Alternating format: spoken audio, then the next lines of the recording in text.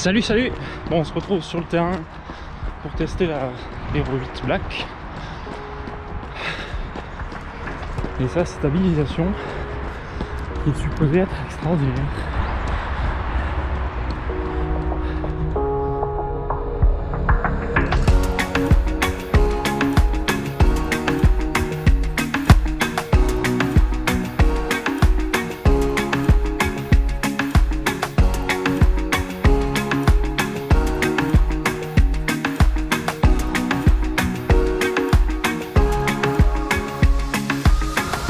Magnifique sapin de Noël naturel.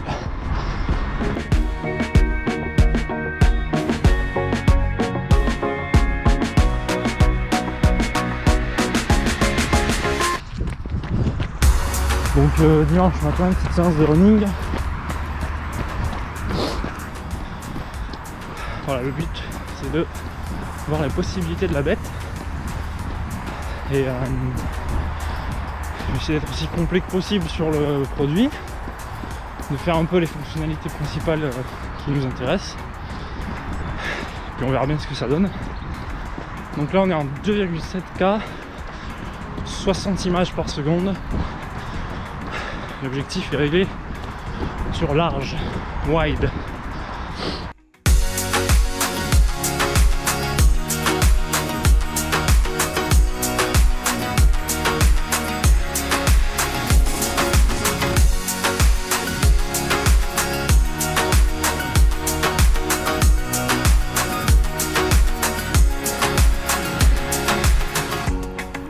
J'ai acheté cette Hero 8, c'est ma première GoPro, j'en ai jamais eu avant.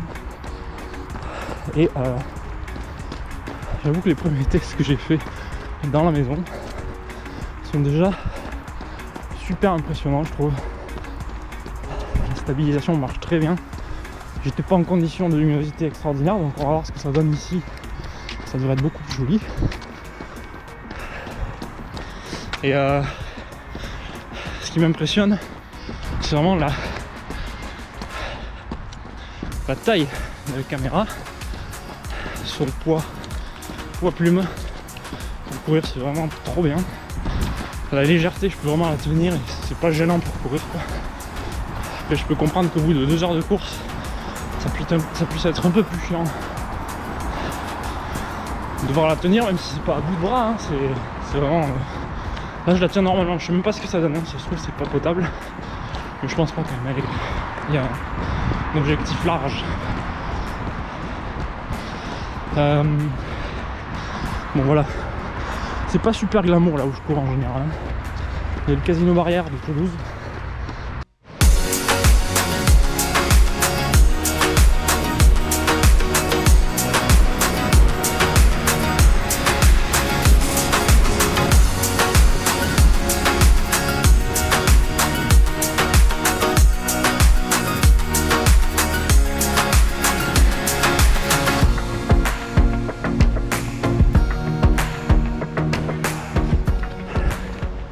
Donc j'ai acheté cette Hero cette Hero 8 Black parce que je voulais pouvoir faire des vidéos simplement. Jusqu'ici, je faisais des vidéos de mes randonnées.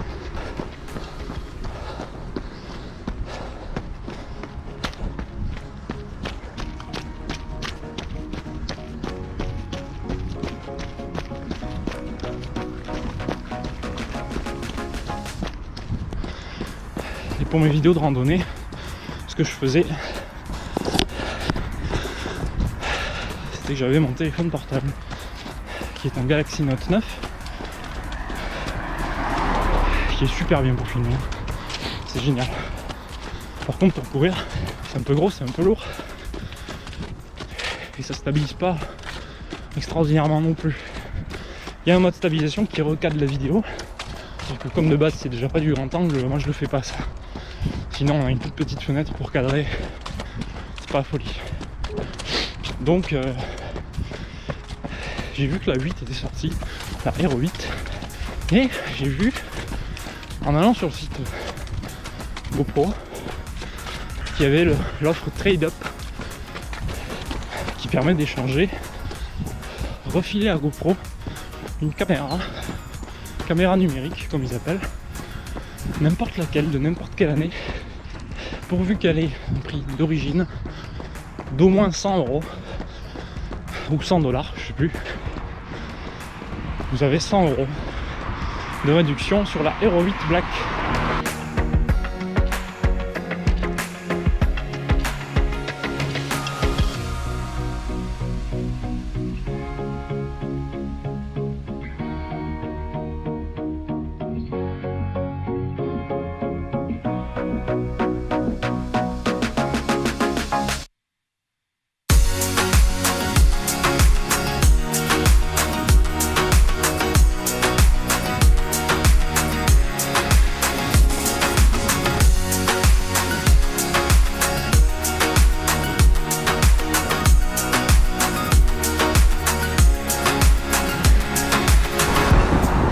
Donc là j'ai basculé en 4K, toujours le même angle de caméra,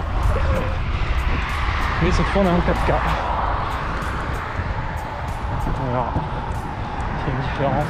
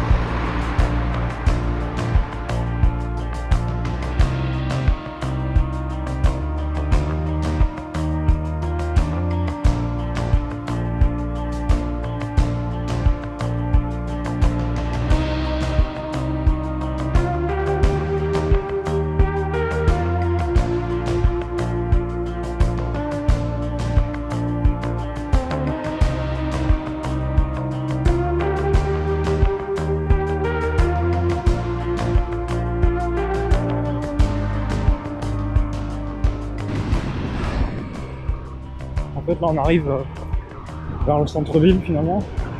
Il y a le pont neuf. Je vais vous montrer bientôt.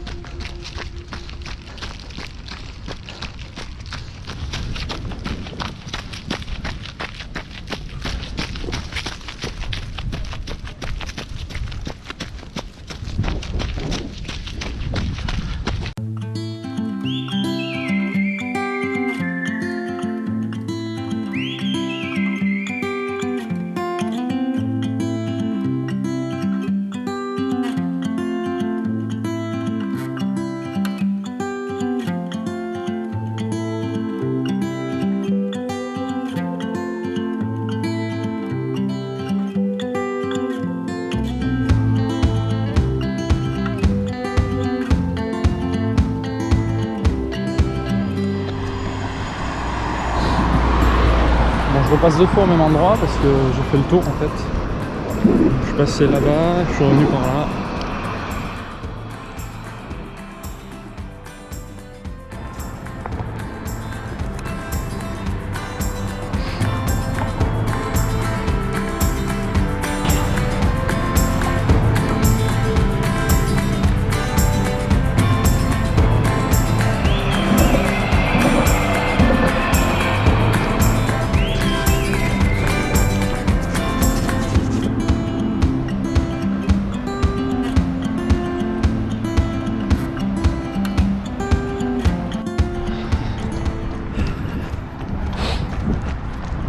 Voilà, je me suis foutu en super view, c'est le plus grand angle possible.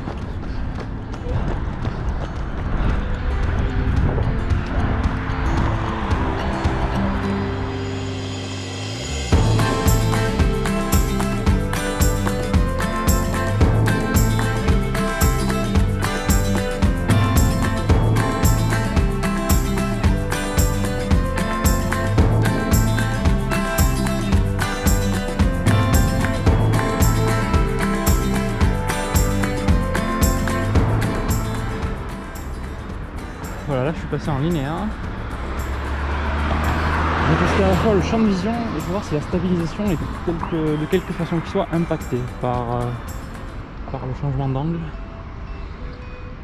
Donc là on est dans un mode un peu classique, on va dire, du grand angle normal, on va dire. Il y a un mode encore plus étroit qu'on testera. Donc là je vais courir, on va voir si ça stabilise toujours aussi bien.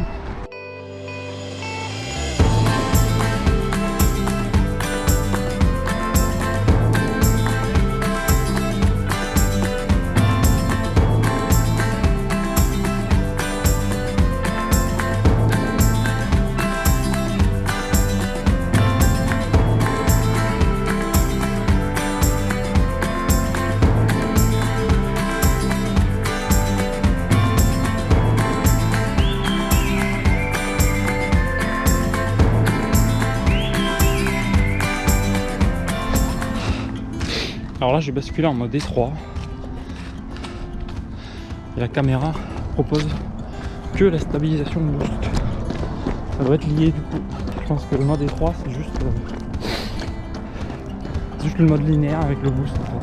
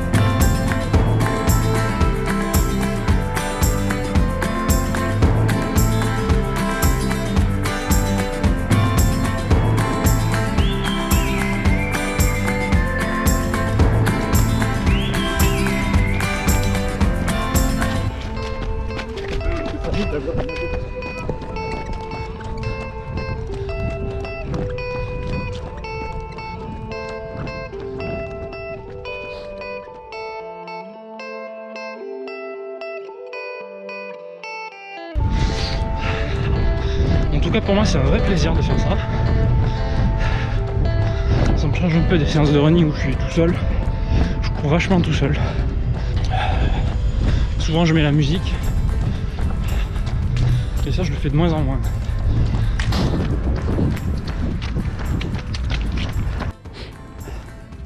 Il y a un truc que je crois pas avoir testé encore, c'est le 1080p tout simplement. Putain, on voit ma main, on voit largement ma main.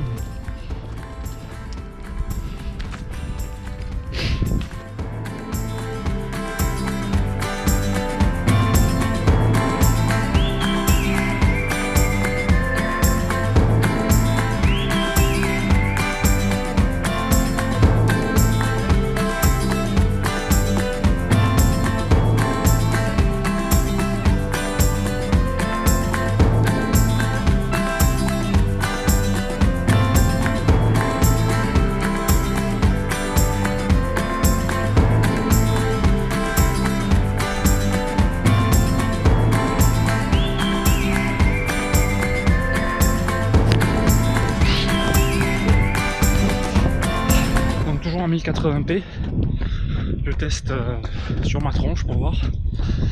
Est-ce que c'est stable? Je l'espère.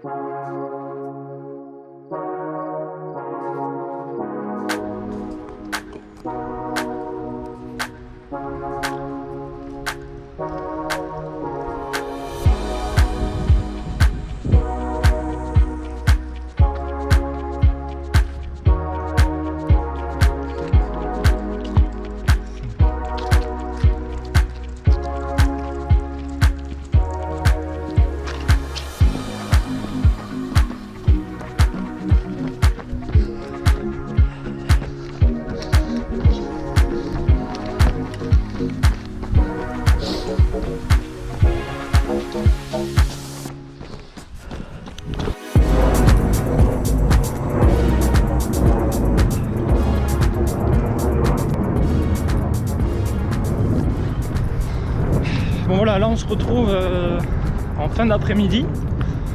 Il est pas 6 h tout à fait. Je vérifie. Oula, faut apprendre à cadrer mon garçon. Hein. Oh, il est 5h30.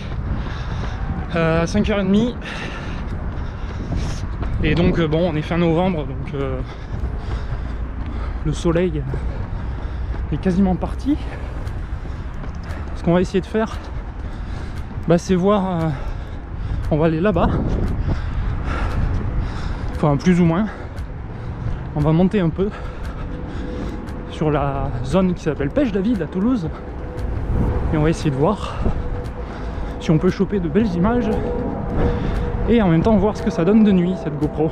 Alors il y a un peu de vent. Pas de quoi être vraiment gênant pour moi, mais c'est possible que le son de la vidéo soit dégueulasse.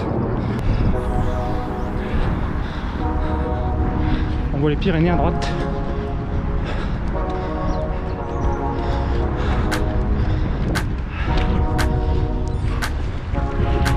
Je vais m'arrêter pour faire un joli plan. Regardez-moi ça.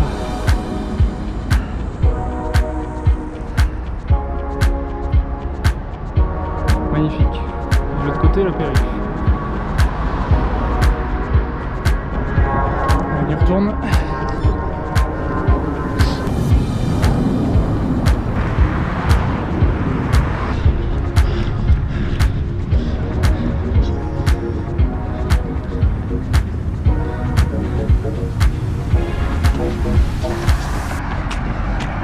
Les ISO max, c'était réglé précédemment à 6400,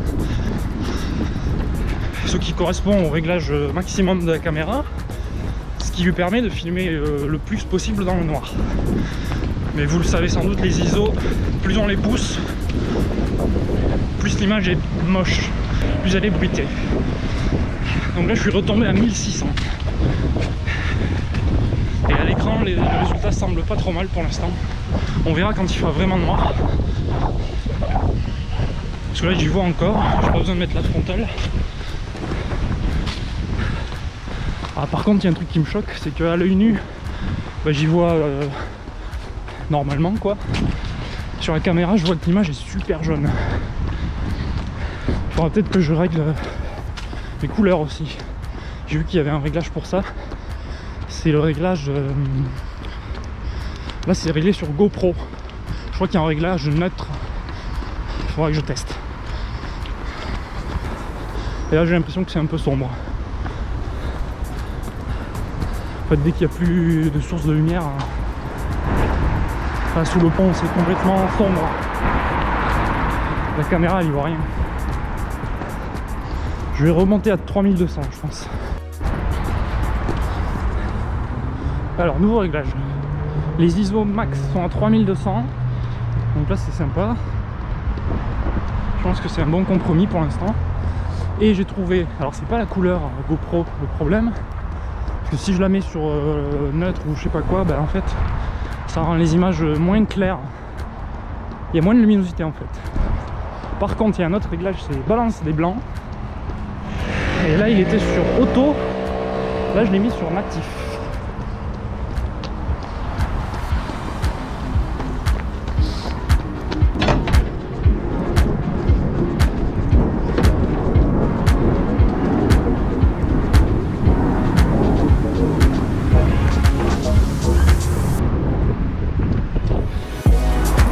Hop là, test rapide.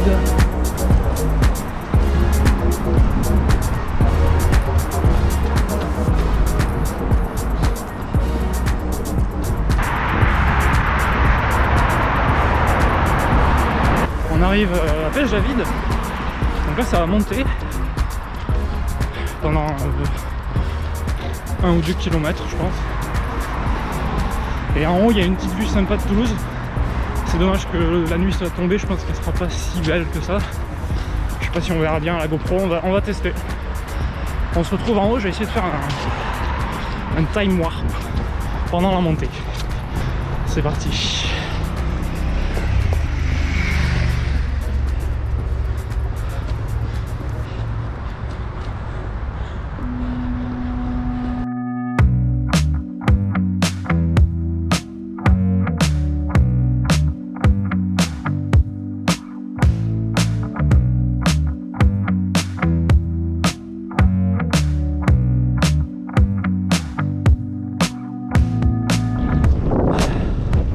Bon voilà, je dis qu'on allait en haut de Pêche David, c'est pas tout à fait vrai, en fait on est 3/4.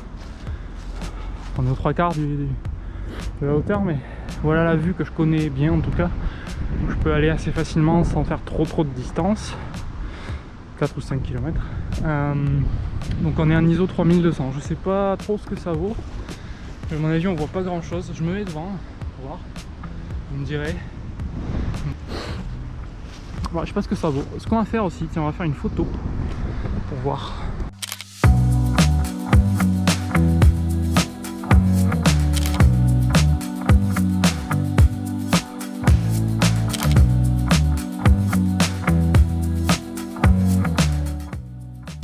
Alors, comment on va entamer la descente? En fait, on va entamer la descente qui est là.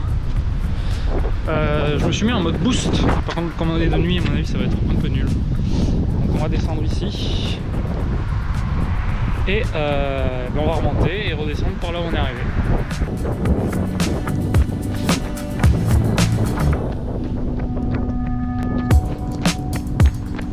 J'ai filmé la montre.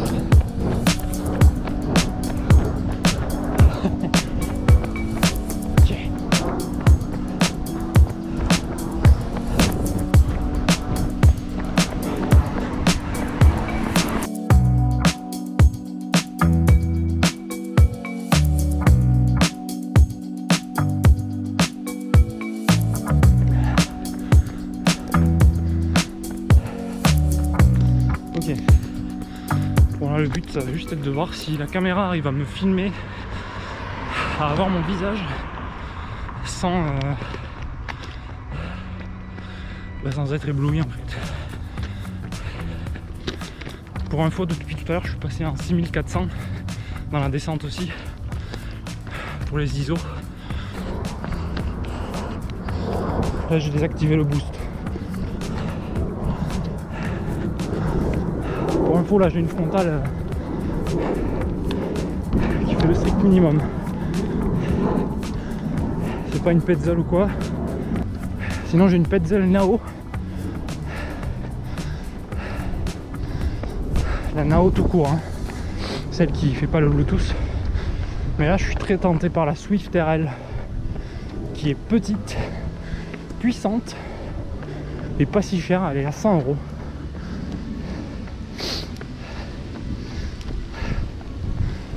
On va finir la montée tranquillement.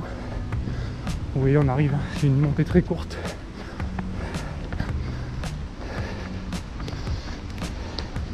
Mais un petit peu pentue. Allez.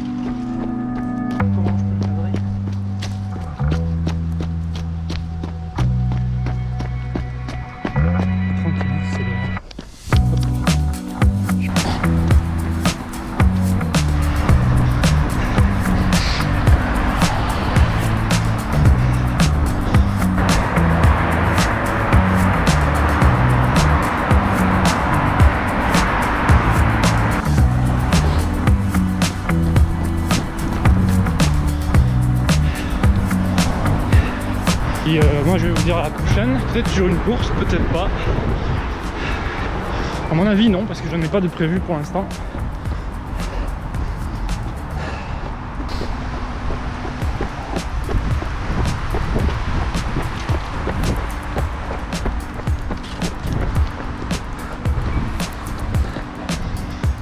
Moi d'ici là je vous dis à très bientôt. Mangez, bougez.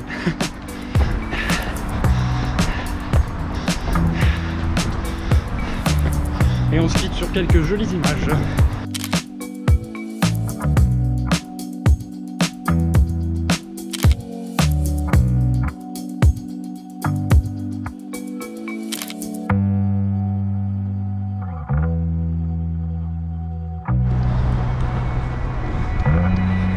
Les dernières images ont 6400 ISO.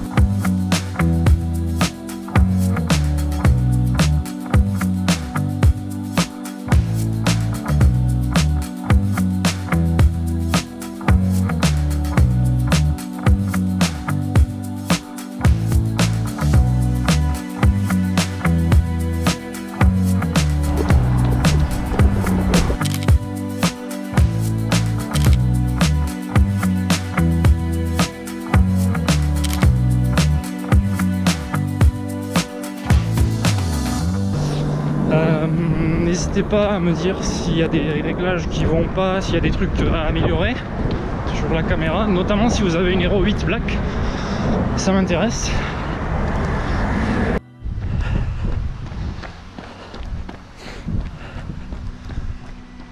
Bon, c'est ici qu'on va se quitter pour cette fois-ci. Je pense que j'ai pas mal d'images déjà. Ça me permettra de me faire une bonne idée de la capacité de la caméra en temps réel, je veux dire en situation réelle. Et bon, je suis pas trop étalé. En fait, j'ai pas filmé beaucoup de modes finalement, que ceux qui m'intéressaient vraiment. On verra s'il y a besoin d'en faire un peu plus. Bon, j'ai pas fait 1h30 de course, hein. J'ai fait 55 minutes. On arrive à 10 km là. C'est une bonne séance, hein, mais voilà. J'aurais voulu faire plus long, mais en fait j'ai trop hâte de dérocher tout ça, donc j'ai pas de compétition en approche. Si je commence à faire une chaîne running sur YouTube, la raison principale qui m'a motivé à commencer à faire des vidéos, enfin une des raisons en tout cas, c'est que après 3 ans de running, je vais enfin faire un marathon. Je vais être sur le marathon de Paris en 2020. Donc ce sera ma première fois sur 42 km. Ma plus longue distance sur un trail. Je sais plus si c'est le DF Sunny Tour ou l'hivernal des Templiers, mais j'avais fait 24 km pour environ 1000-1200 mètres de dénivelé. Là c'est un marathon pour le bitume, c'est pas un trail. Mais quand même, c'est 42 km. Le plus long que j'ai fait c'est 24. Il faut juste inverser les deux chiffres. Voilà. Donc vous pourrez, je pense, suivre ma prépa au marathon sur quelques vidéos. Mais on a le temps d'ici là. On est tranquille, on est pépère. Bon, moi c'est ici que je vais vous laisser. Et je vous dis à très bientôt.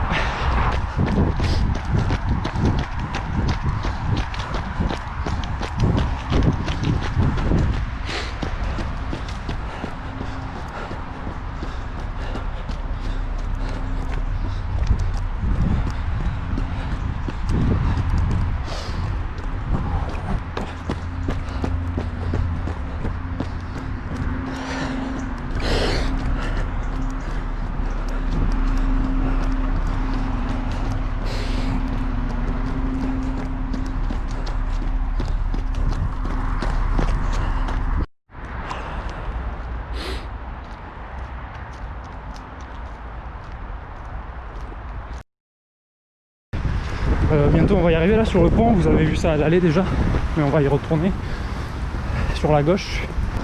C'est là que se trouvait l'usine AZF, que vous connaissez sûrement, tous les Toulousains connaissent en tout cas, mais je pense que globalement les Français connaissent aussi l'usine AZF.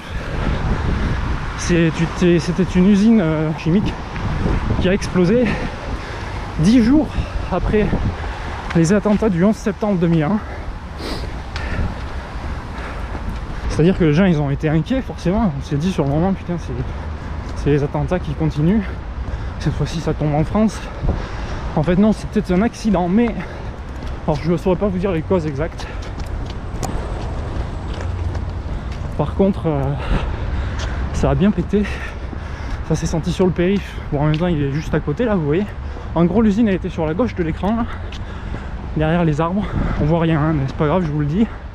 Et là vous avez le périph' à droite, ça vous devrez le voir puisqu'il y a des voitures qui passent. Ça a été un gros événement à l'époque, ça a soufflé pas mal de bâtiments autour, avec plus ou moins de violence. Bon, aujourd'hui j'habite pas très loin de cet endroit là moi, c'est pour ça que j'y passe régulièrement quand je vais courir. Puisque maintenant il n'y a plus rien, enfin il n'y avait plus rien, mais là en fait je vais m'arrêter juste 2 secondes. Vous le verrez pas ici mais je vous le montrerai une autre fois. Mais en fait il y a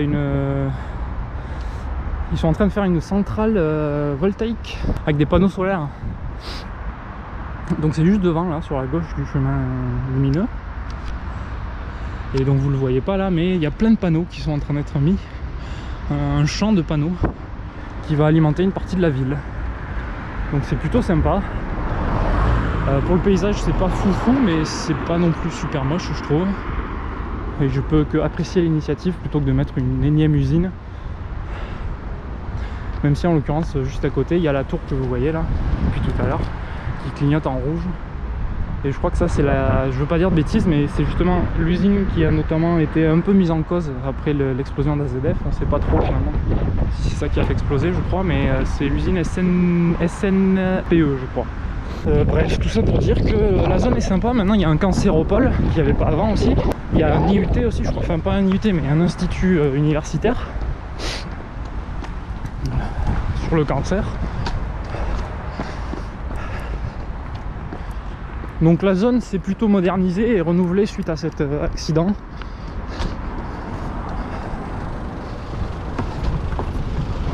Bonjour. Donc voilà. Alors il y a aussi les avions à Toulouse. Ça c'est le truc.